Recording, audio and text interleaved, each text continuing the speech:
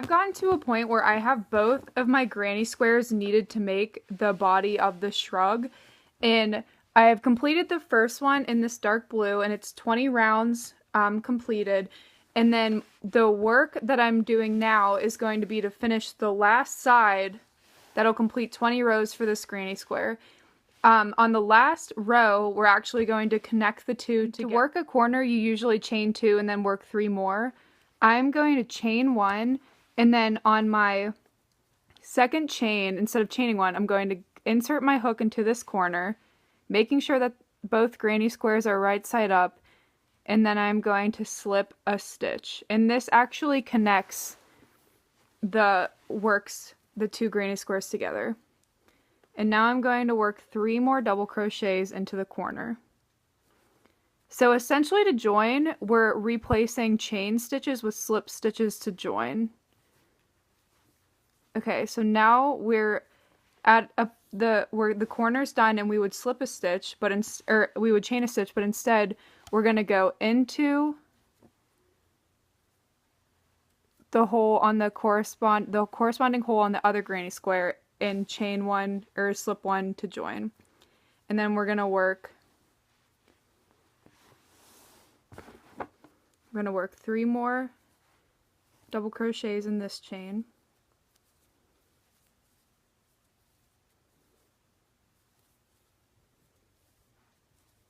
We're going to insert into the next hole of the other one and slip it to join. Work 3 double crochets.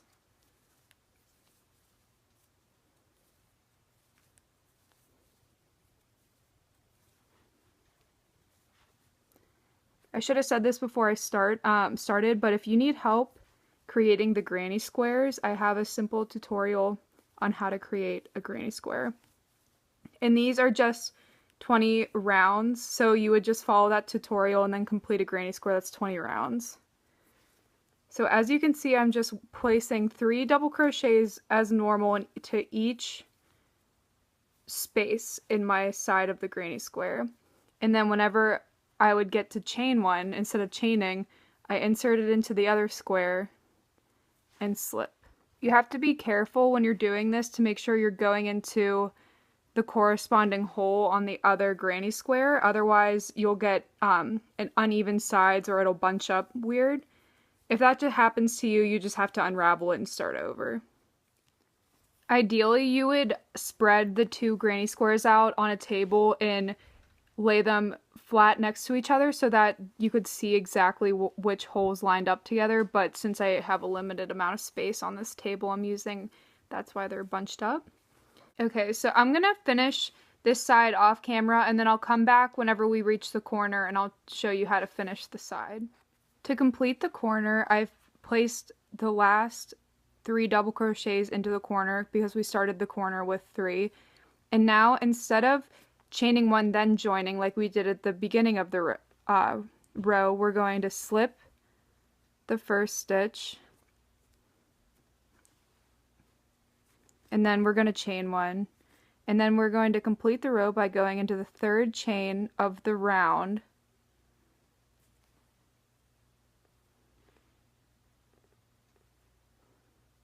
I'm having trouble. We're going into the 3rd chain of the round. Oh my goodness. And then we're slipping.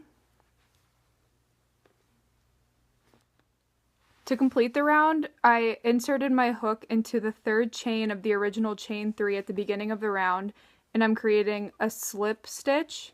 And now you have completed the join between the 2 granny squares, and if you can see, you can pull on it. There will be gaps because you're not joining on every stitch, you're just joining on the chains. And so you can go ahead and chain 1 and cut a 6-inch tail and then pull it through. If you're uncomfortable with this joining technique, you can definitely just complete 2 granny squares that are 20 rounds and then use the whip stitch or the matcher stitch or your favorite joining technique to join the 2 granny squares. Now we're going to move on to the cuffs and sewing to complete the shrug. So to work the cuff, we have a slip knot on our hook already. Working with the right side facing you, which is very important, we're going to go into the corner and chain 7.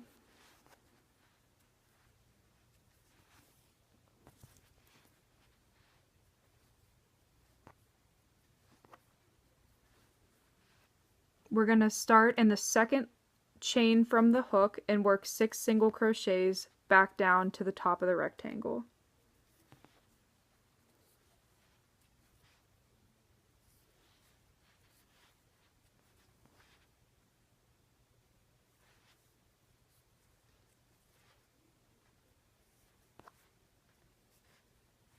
Whoops.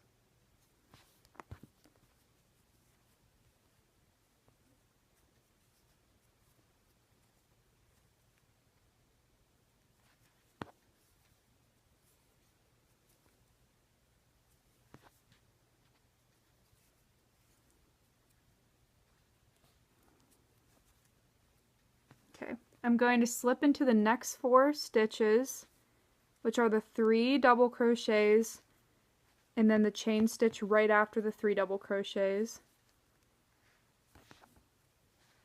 If you didn't want to cinch your cuff, you would just slip into the next 2 and then turn. But by slipping into the next 4, we actually make the cuff half the size, half the width of the rectangle.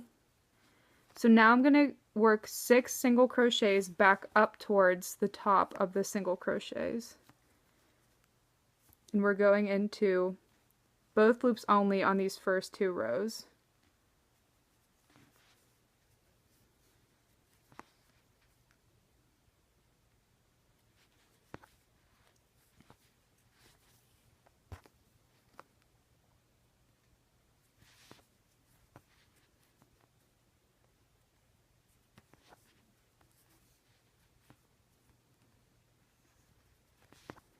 Okay, so I have 6, and now I'm going to chain 1, and this is when you start working the back loop only single crochets.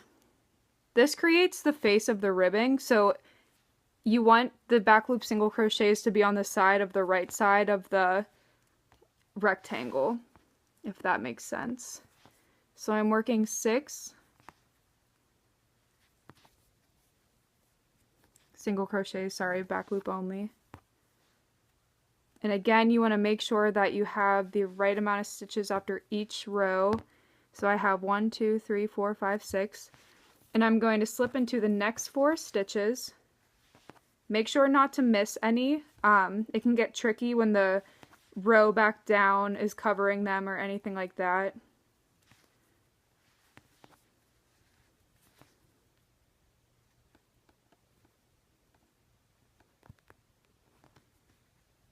Chain is always kind of tricky for me. Okay, so I've slipped 4, and now I'm going to work into the back of the ribbing, and it's going to be under both loops.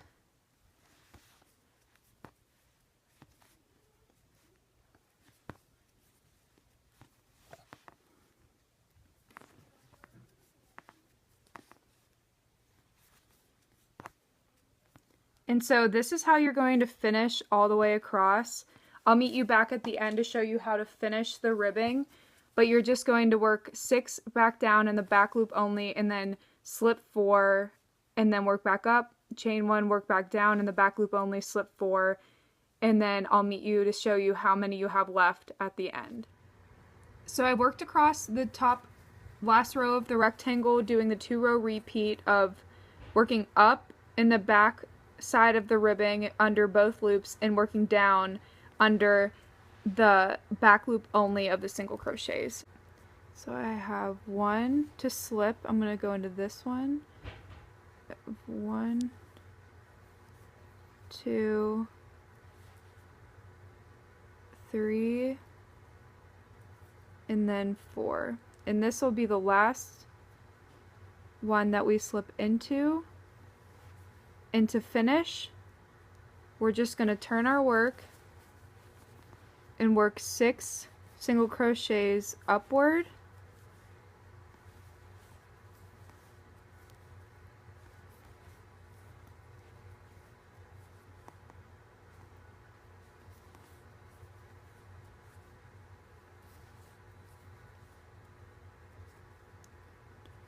This will be my last one. I'm going to chain 1 and then cut a tail and pull it through. Go ahead and complete that on the other side of your shrug, and then we'll work on sewing it and finishing it. We're going to use the whip stitch to close up the armholes of our shrug. I cut a piece of the same color yarn used to make the granny square to about 40 inches. That's a little safe, like it might be a lot shorter, but I just like to make sure that I don't run out while I'm doing it. And to do the whip stitch, I'm just going to pull all of my yarn through the first 2 stitches of the ribbing. And you don't have to do this, but I'm actually going to tie the end of my sewing yarn to the end of my, or to the tail we cut for the end of our ribbing. So I'm going to go ahead and tie that off.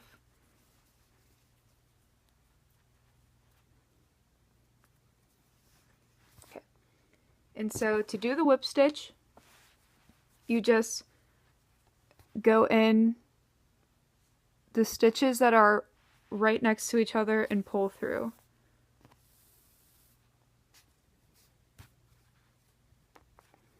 And just keep doing that.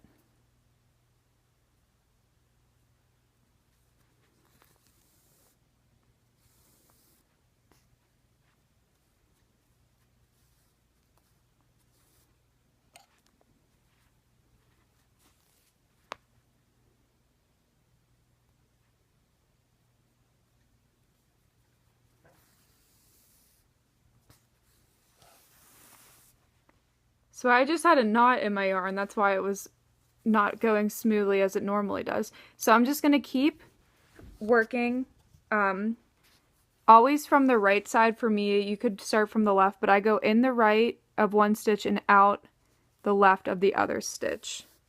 And then I pull it to secure it. And then I'm just going to do that all the way down my ribbing.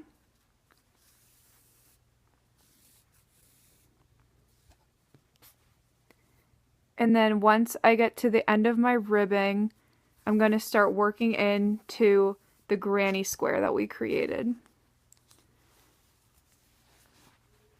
This might be a little tricky just to see because it's going to be cinched, and so you're just going to have to maneuver your work to get into the right stitches that need to go with each other.